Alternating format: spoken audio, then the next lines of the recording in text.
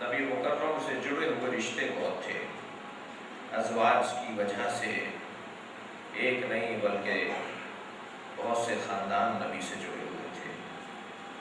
اصحاب پیغمبر کی وجہ سے بڑے بڑے قبیلے پیغمبر سے وابستہ تھے اور ہر ایک نبی کو اپنا کہتا تھا اور نبی بھی ہر ایک کو اپنا کہتے تھے. اس لیے کہ نبی کی نبوت اور رسالت کا حصہ ہے کہ وَلَوْ كُنْتَ فَظًّا غَلِيظَ الْقَلْبِ لَانفَضُّوا مِنْ حَوْلِكَ. اے میرے حبیب، اگر تمہارا مزاج تند ہوتا، اگر تمہاری طبیعت میں سختی ہوتی، اگر تمہارے مزاج میں تندی ہوتی تو یہ سب لوگ تمہیں چھوڑ کر چلے جاتے.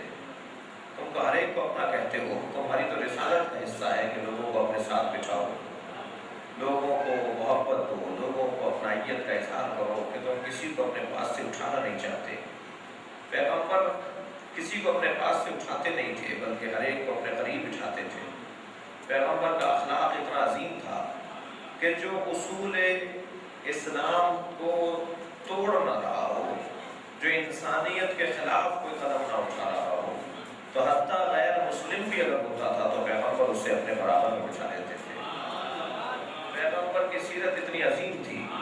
ہاں، وہ جو لوگ اپنے کپڑوں کو سمیٹتے تھے، جو قرآن میں ایک واقعے کی طرف اشارہ بھی ہے کہ نبی کی محفل میں جب کچھ سردار بیٹھے ہوئے تھے اور ظاہر سردار ہیں تو کپڑے بھی ان کے سرداروں والے تھے، اور پھر جب محفل میں سب کوئی بیٹھتا تھا تو نبی کی محفل میں فقراء بھی آ کے بیٹھے، مساکین بھی آ کے بیٹھے، جن کے کپڑوں پہ گرد لگی ہوئی تھی، جن کے کپڑوں پر پیوند لگے ہوئے تھے. تو قرآن کہتا ہے کہ ان لوگوں نے اپنے کپڑے سمیٹنا شروع کیے. یہ منظر کبھی کبھی ہمیں بھی دکھائی دیتا ہے، اور جہاں جو بات وہاں کہی گئی تھی وہ بات یہاں پر بھی اترتی ہوگی. اور یہ منظر کبھی ہمیں بھی دکھائی دیتا ہے. ایسا لگتا ہے جیسے اگر یہ برابر میں آ کے بیٹھ گیا تو یا تو ان کا پیسہ وہاں منتقل ہو جائے گا یا وہاں سے غربت ان کے یہاں منتقل ہو جائے گی. نہ بھائی، تمہارا پیسہ بیٹھنے سے کسی فقیر کے برابر میں وہاں منتقل. ایک سلوات بھیجے محمد والے.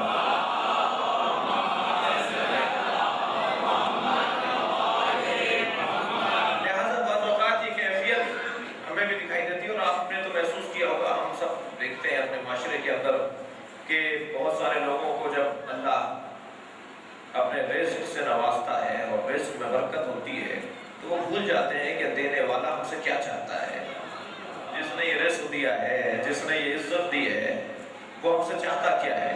تو بہت سارے لوگ جو ہے وہ اپنی اس دولت اور اس پیسے کے اظہار کے لیے کچھ ایسے کپڑے پہننا شروع کر دیتے ہیں جن کپڑوں سے ان کی عمرائی ظاہر ہوتی ہے، جن کپڑوں سے ان کی امیری ظاہر ہوتی ہے. اگرچہ شاید وہ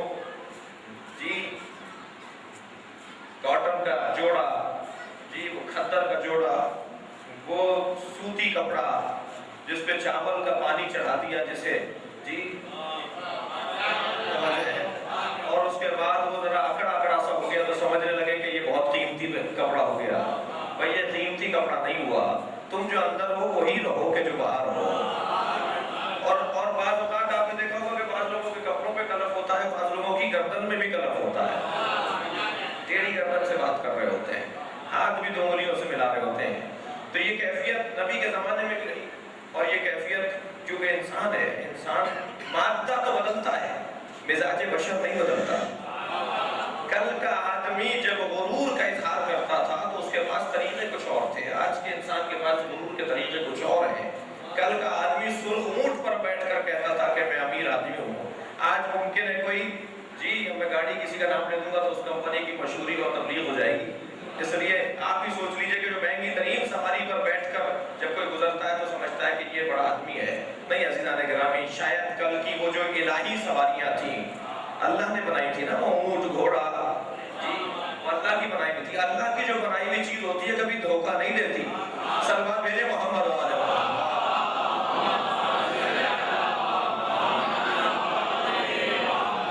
قدرتی چیز قدرتی ہوا کرتی ہے، اور یہ جو ہماری بنائی ہوئی چیزیں، آپ مہنگی سی مہنگی سواری بھی تصور میں لے آئیے، جب تک ہماری گردن جھکا نہیں لیتی ہمیں بیٹھنے بھی نہیں دیتی.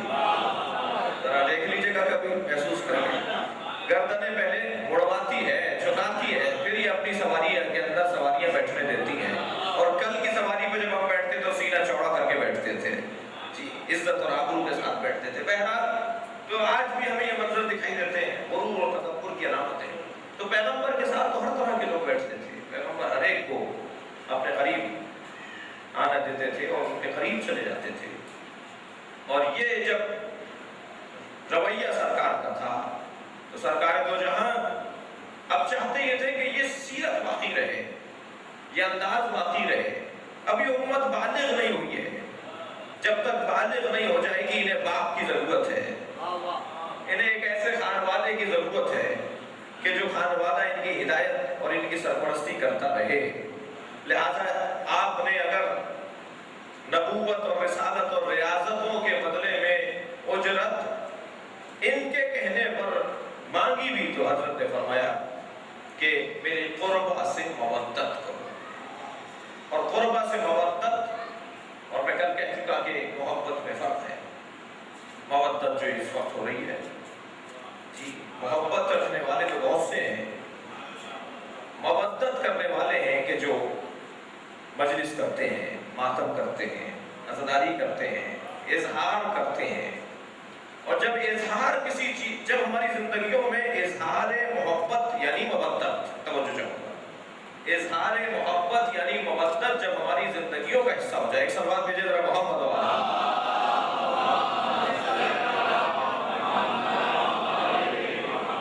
تو پھر ہم اپنے، کیونکہ وہ ایک ہمارے کاموں میں سے ایک کام قرار پائے گا، ہماری زندگی کے معاملات میں سے ایک معاملہ قرار پائے گا، تو ہمارے دوسرے کاموں سے ان کا تصادم نہیں ہوگا پھر۔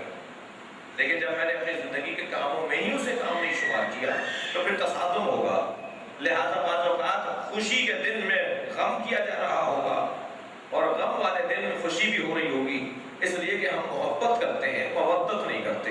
لیکن جو محبت کے ساتھ مودت کرنے والے لوگ ہیں وہ پہلے یہ دیکھتے ہیں کہ اہل بیت کی خوشی کہاں ہے جہاں ہم اپنی خوشی کریں، اہل بیت کا غم کہاں ہے جہاں ہم اپنا غم منائیں، اور کہیں ایسا نہ ہو جائے کہ اہل بیت کے غم والے دن ہم اپنے کسی بچے کی شادی کر لیں، کیونکہ مودت کا تقاضا یہ ہے کہ ان کی خوشی میں خوش رہنا اور ان کے غم میں غم منانا۔ سلام بھیجے محمد والا۔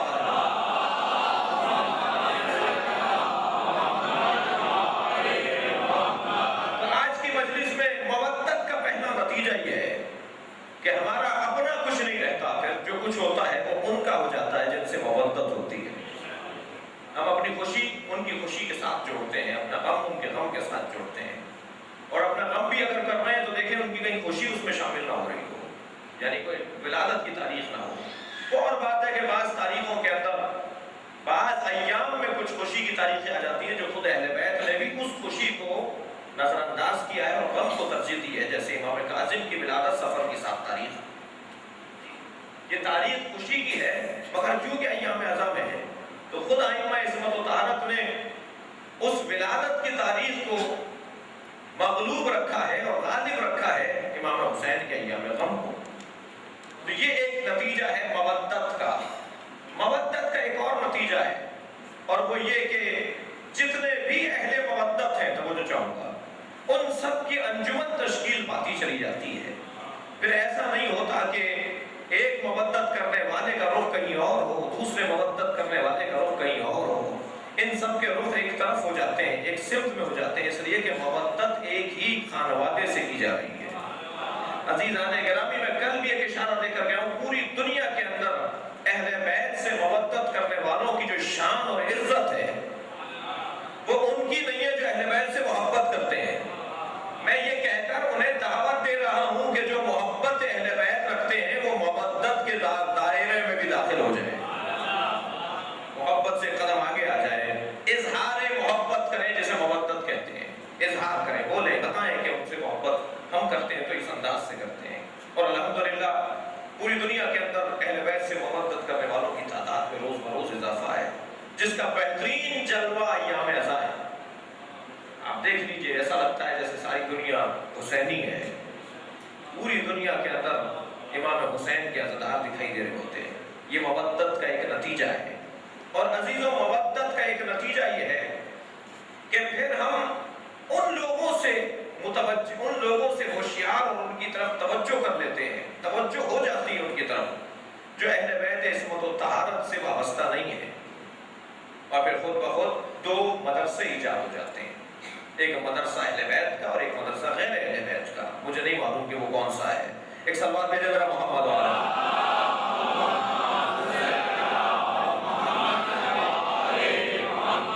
یہ بہت سارے فائدے ہیں، اگر ایک ہم ترتیب دینے لگے، مودت کے طویل فائدے اور پھر مودت کے کچھ نقصانات بھی ہیں۔ توجہ چاہوں گا، مودت کا پہلا نقصان یہ ہے، معصوم فرماتے ہیں کہ جو ہماری محبت اپنے دل میں رکھتا ہے، جو ہم سے اظہار محبت کرنا چاہتا ہے، فَلْيَسْتَعِدْ مِنَ الْفَقْرِ جَلْبَابًا، وہ فقر کے لباس کو اوڑھنے کے لیے تیار ہو جائے۔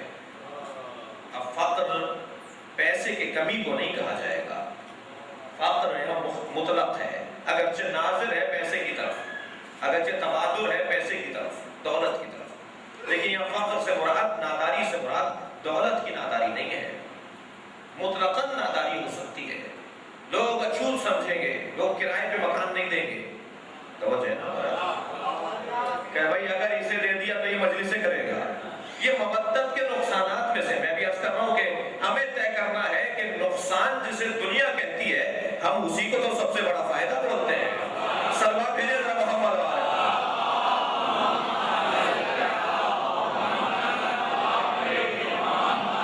لہذا بہت ساری ناداریاں، بہت ساری الجھنیں، اب ایک قانون بنایا جائے گا سرکاری اداروں کے اندر، جو جاب کے حوالے سے، مختلف ایڈمیشن کے حوالے سے جب فارم فل کروایا جا رہا ہے تو ایک اعتراض جو ہمارا موٹا اعتراض ہے اس وقت حکومت کے اوپر، بہت سارے اعتراضات میں ایک اعتراض یہ ہے کہ سرکاری اداروں کے اندر فارم فل کرواتے وقت ایک کھانا رکھا ہے جو مذہب کا کھانا ہے، سنی ہو یا شیعہ ہو۔ سوال یہ ہے کہ جب یہ پاکستان مسلمانوں کا ہے تو تمہیں یہ پوچھنے کی کیا ضرورت ہے کہ سنی ہو یا شیعہ ہو؟ اور مجھے اس بات کا جواب دیا جائے جو سنی لکھ دے اپنے آپ کو، کیا اس کو ویسے ہی حقوق ملیں گے؟ جو شیعہ لکھ دے کیا اسی کو ویسے ہی حقوق ملیں گے جیسے سنی لکھنے والے کو ملیں گے؟ اگر آپ کے پاس اتنی عدالت ہے، توجہ چاہوں گا، اگر آپ کے پاس اتنی منصف مزاجی ہے کہ آپ شیعہ کو بھی ویسے ہی حق دیں گے جیسے سنی کو دیتے ہیں، تو آپ لکھوا لیجئے، ورنہ شاید آپ فہرستیں مرتب کر رہے ہو کہ اس ملک میں کتنے شیعہ رہتے ہیں اور کتنے سنی رہتے ہیں، اور پھر شیعوں کے ساتھ کیا مسائل ہوں گے، کیا مشکلات ہوں گی، وہ پھر وہ جانے کہ جس نے کھانے کے اندر لکھ دیا۔ یا شاید ایک نتیجہ یہ نکلے کہ لوگ گھبرا کر یا کسی بھی مصلحت کا شکار ہو کر اپنے مذہب کو تبدیل کر دیں اور کہہ دیں کہ نہیں صاحب میں یہ نہیں، میں وہ ہوں جی، لیکن وہ بات چھپنے والی نہیں ہوتی، وہ بات کہیں ٹک کر دینے سے رکنے والی نہیں ہوتی۔ سوال تو آپ پر ہے کہ آپ نے خانہ کیوں رکھا ہے۔ یہ بھی ایک محرومیوں میں سے، نقصانات میں سے ایک نقصان ہے جو پاکستان کے اداروں کے اندر ایسا ہے، جو ہم مختلف مرحلوں پر احتجاجی انداز سے مختلف اداروں تک یہ بات پہنچا چکے ہیں، بڑے بڑے اجتماعات میں بھی کہہ چکے ہیں، 9 محرم کی اس سال کی مجلس میں بھی یہ بات میں نے اٹھائی تھی۔ لہٰذا آپ ذرا محسوس کریں کہ اہل بیت سے مودت کے نقصانات بھی ہیں۔ فقر، مولا فرما رہے ہیں، مولا نہیں فرما رہے ہیں، تمہیں فقر کا لباس پہننا پڑے گا، پریشانیوں کا لباس پہننا پڑے گا، الجھنوں کا سامنا ہوگا۔ تو یہ یاد رکھو، اب تولنا یہ ہے کہ ہم اہل بیت عصمت و طہارت کی محبت کے اظہار کو سے آنے والے نقصانات کو نقصان سمجھتے ہیں یا فائدہ سمجھتے ہیں۔ تو اب ذرا ایک اصول اپنے بچوں اور جوانوں کو دیتا چلا جاؤں گا۔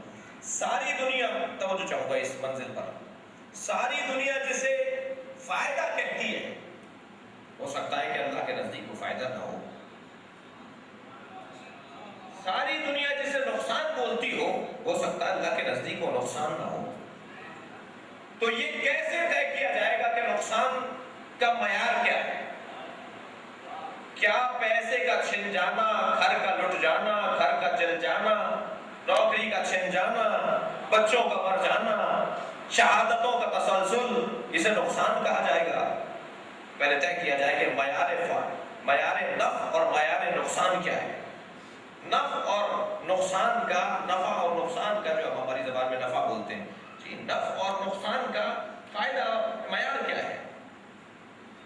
قرآن مجید کا ایک بہت ہی معروف سورہ ہے جو آپ کے پیش نظر ہے، وَالْعَصْرِ إِنَّ الْإِنسَانَ لَفِي خُسْرٍ، قسم ہے زمانے کی انسان خسارے میں۔ اب اللہ بتا رہا ہے کہ نفع اور نقصان کا معیار کیا ہونا چاہیے. بس جب وہ معیار میرے ہاتھ میں آ جائے گا تو میں اہل بیت کے نام پر جب مجھے محرومی کا شکار کیا جائے گا تو میں ایک سجدہ شکر کروں گا کہ میں تو انتظار میں تھا کہ یہ کب ہوگا. اس لیے کہ اس کا تو مجھے پہلے سے پتا تھا کہ جو آج تک مجھے نقصان نہیں ہوا تھا میں تو انتظار میں تھا کہ اہل بیت نے مجھے اپنا چاہنے والا شمار نہیں کیا. ایک سلوات بھیجے محمد والے.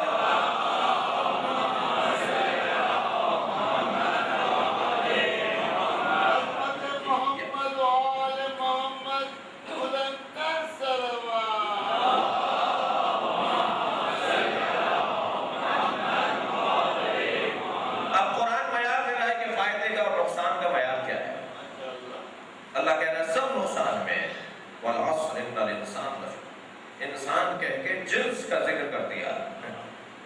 یہ بھی تفریق نہیں ہے کہ مسلمان اور غیر مسلمان شیعہ اور غیر سب انسان نقصان میں اللہ مگر 4 نکاتی منصوبے پہ عمل کرنے والے. الا الذین آمنوا سب سے پہلا نقطہ ہے ایمان رکھنے والے نقصان میں نہیں ہیں. وعملوا الصالحات اور عمل صالح انجام دینے والے نقصان میں نہیں ہے. اچھا ایسا نہیں ہے کہ ایمان رکھ لیا تو بس کافی ہے. نہیں, 4 چیزوں سے 4 ستونوں سے یہ عمارت تیار ہوگی. ایک ستون کھڑا کر لینا کافی نہیں ہے. تو پہلا ستون کیا ہے؟ ایمان. دوسرا ستون ہے عمل صالح. تیسرا ستون ہے حق بولنا. شاید آسان ہو اگر اللہ حق بولنے کی ہمیں ترغیب نہیں دے رہا, حق سننے کا بھی کہہ رہا ہے, جو حق بولنے سے زیادہ مشکل ہے. حق بولنا بھی حق سننا بھی. اور چوتھا ستون ہے صبر کا مظاہرہ خود بھی کرنا اور ماحول صبر کو تشکیل دینا. صبر کے ماحول کو تشکیل دینا.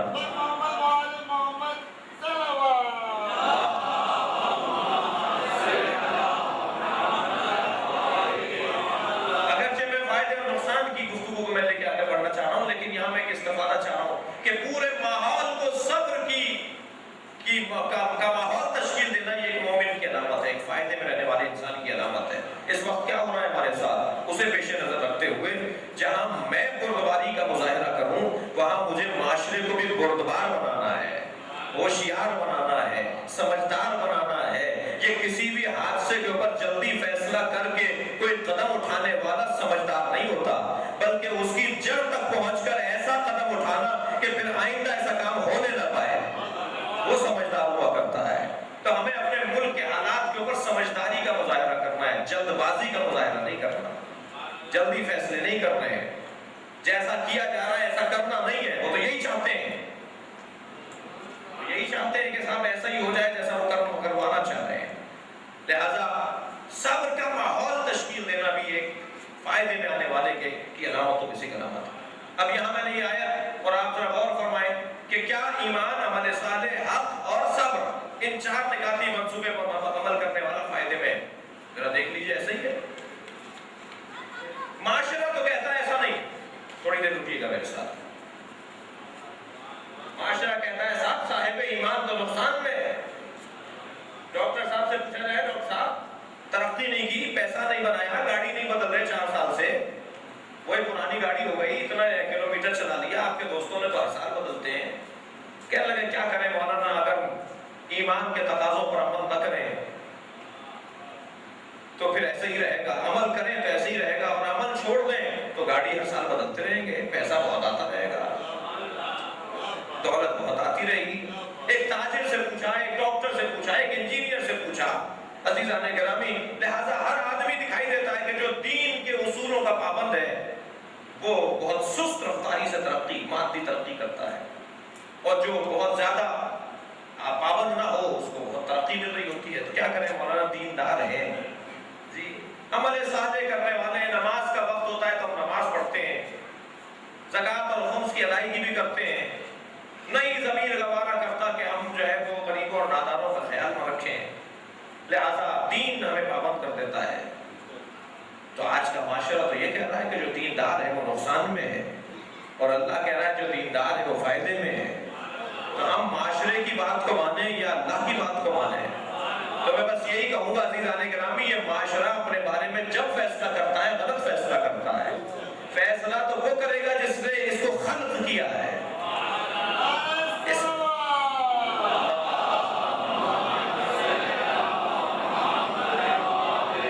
میں جلدی نتیجہ دے رہا ہوں ایک مثال کے ذریعے۔ ساری دنیا جس ابو طالب کے ایمان پر شک کرتی ہے، اللہ کہتا ہے ابو طالب نے نہیں پالا، میں نے پالا ہے۔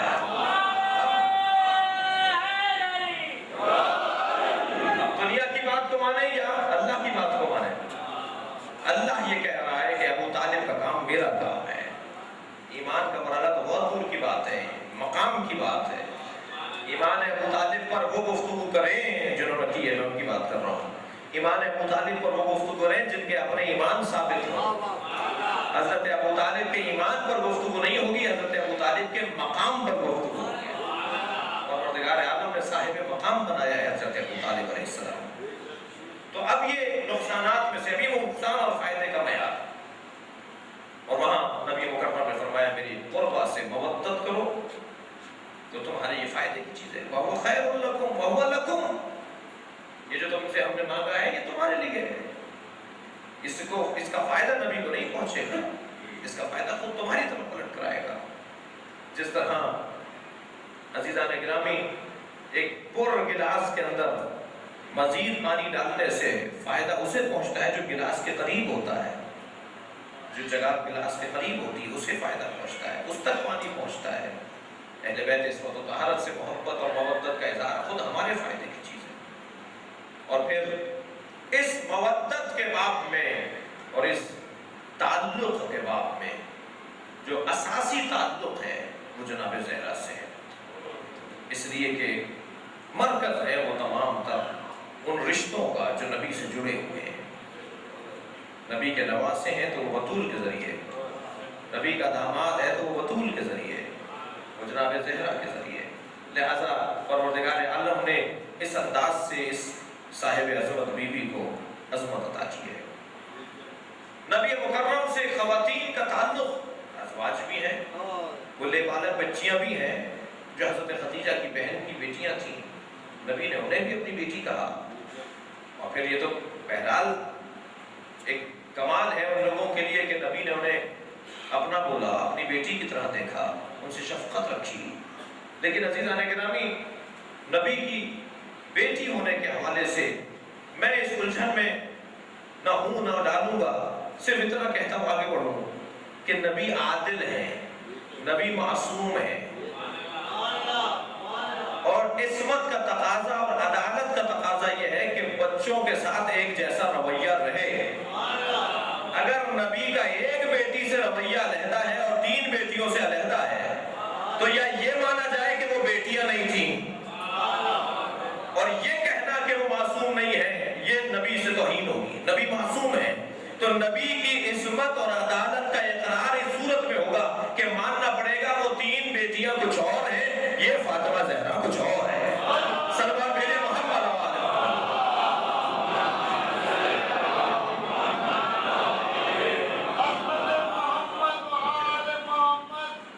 اور بی بی پاک سلام اللہ علیہ پر محمد صلوات۔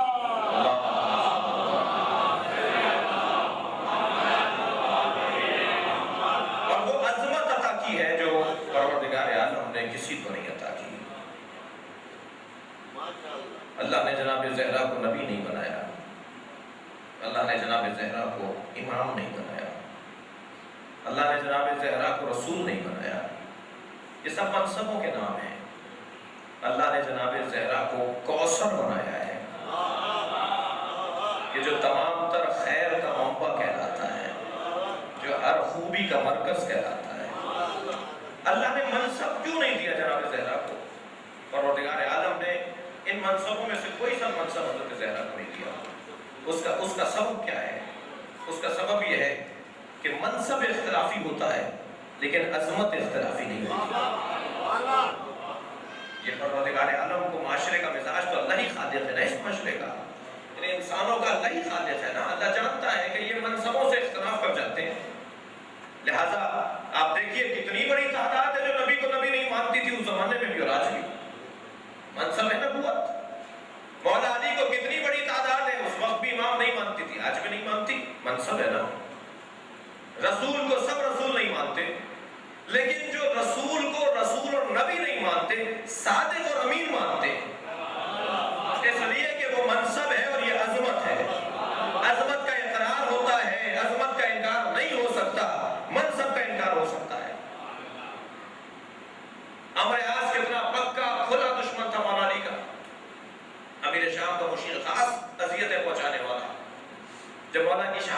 ابن عباس سے ملاقات ہوئی تو ابن عباس نے پوچھا کہ اب تو علی کی شہادت ہو گئی، اب تمہاری ریشہ دوانیاں، اب علی سے دشمنیاں ختم ہوئی یا نہیں؟ کہنے لگا کہ تمہیں کیا معلوم کہ علی کو میں کیسا جانتا تھا؟ ابن عباس نے کہا کیا جانتے تھے؟ گیا اپنے گھر میں اور اپنے صندوق سے ایک بڑا پرچہ نکال کے لایا جس پہ 10 شعر قصیدہ تھا پورا مولا کی شان میں۔ کہنے لگا جب میں علی کو اذیت پہنچاتا تھا اور علی اپنی انسانیت کا ثبوت دیتے تھے، جب میں علی کو تنگ کرتا تھا اور علی اپنے بڑے پن کا ثبوت دیتے تھے، تو میں گھر پلٹنے کے بعد علی کی شان میں قصیدہ کہتا تھا، یعنی دشمن کا اقرار۔ محمد و آل محمد بلندر صلوات۔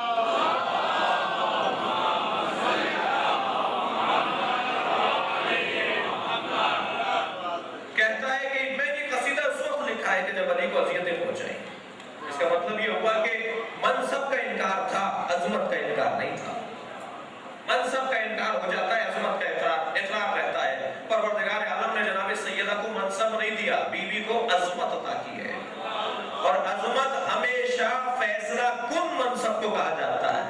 عظمت خود ایک منصب ہے، ایسا منصب جو عزیزان گرامی کسی مخصوص جگہ پر رکھی ہوئی کرسی کا محتاج نہیں ہوتا، جہاں چلا جاتا ہے کرسی بن جاتی ہے، جہاں پہنچ جاتا ہے اس کے ساتھ عظمت چلتی ہے۔ جناب سیدہ کو پروردگار عالم نے منصب نہیں دیے، عظمتیں دی ہیں۔ اس کی وجہ یہ ہے کہ عظمت فیصلہ کن چیز کو کہا جاتا ہے، کیفیت کو کہا جاتا ہے۔ بس جملہ محسوس کریں گے، جناب سیدہ کی عظمت ہی تو ہے کہ کبھی منصب نبوت کے بچانے کے لیے مباہلے میں جاتی ہے اور کبھی منصب امامت کو بچانے کے لیے دربار میں جاتی ہے۔ سلوات بھیجیں گے محمد و آل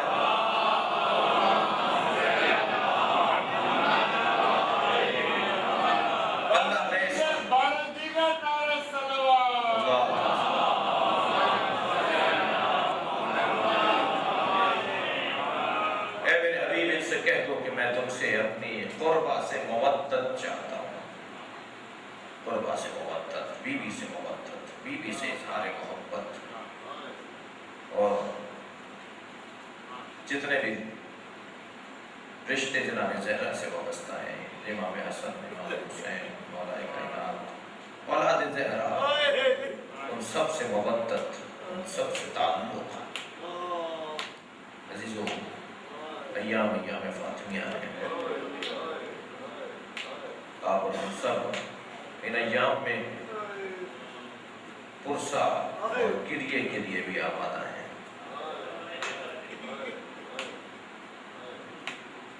جناب زہرا کے ساتھ کیا ہوا؟ امام سجاد نے ایک جگہ ارشاد فرمایا کہ اگر اللہ کے پیغمبر نے ہماری عظمت کو بیان نہ کیا ہوتا تو اس سے زیادہ ظلم نہیں ہو سکتا تھا۔ اگر بیان نہ کرنے پہ ظلم ہوتا تو اس سے زیادہ نہیں ہوتا، یہ تو بیان کیا ہے، اس سے زیادہ ظلم ہو نہیں سکتا۔ جناب زہرا فرماتی ہے بابا آپ کی امت کو کیا ہو گیا؟ دروازے کے پیچھے سے فریاد کر رہی ہے بیوی، لوگ منہ موڑ موڑ کے رو رہے تھے۔ ایک تعداد چلی گئی لیکن ایک تعداد نے دروازے کو آگ لگا دی۔ جناب زہرا کے مسائل سننے کے لیے آمادہ ہے نا؟ یہ وہ بیوی مظلومہ ہے جس پر سب اماموں نے گریہ کیا، ہر امام معصوم نے جناب زہرا پہ گریہ کیا۔ امام محمد تقی 2 سال کا سن ہے، امام رضا کی خدمت میں آپ کا ایک غلام امام محمد تقی کو گود میں لے کر آئے اور امام کے سامنے حضرت کو بٹھا دیا۔ زکریا ابن آدم امام رضا کے شاگرد ہیں، صحابی ہیں۔ وہ نقل کرتے ہیں کہ میں نے دیکھا کہ امام کا 2 سال کا بچہ اپنے دونوں ہاتھوں کو زمین پہ مار رہے ہیں اور رو رہے ہیں، زمین پر ہاتھ مار مار کے گریہ کر رہے ہیں۔ میں نے پوچھا فرزند امام کی اس کیفیت کو دیکھ